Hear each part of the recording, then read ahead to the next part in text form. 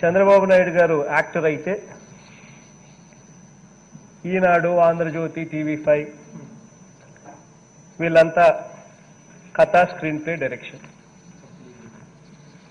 ఇదే అధ్యక్ష ఆంధ్ర రాష్ట్రంలో మీడియా పరిస్థితి, దుస్థితి.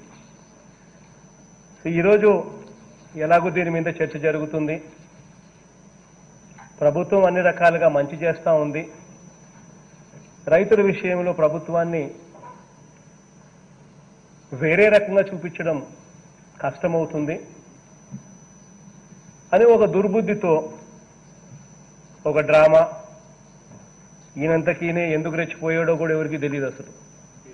అసలు ఎవరో వాళ్ళ పార్టీకి సంబంధించిన వాళ్ళ పార్టీ మనిషే మాట్లాడుతూ ఉన్నాడు.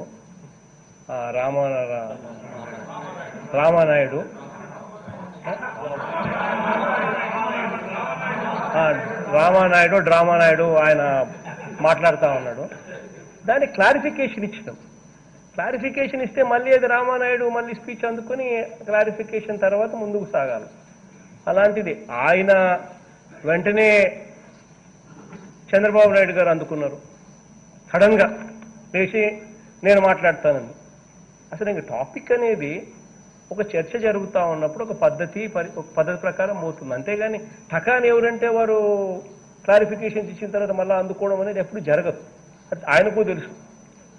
తెలిసిన తర్వాత వెంటనే రెచ్చిపోవడం అసలు ఎప్పుడు ఆశ్చర్యకరం.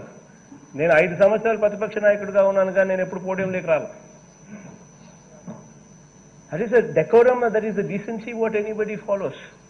కానీ 40 ఏళ్ళు ఇండస్ట్రీ అని అంటాడు.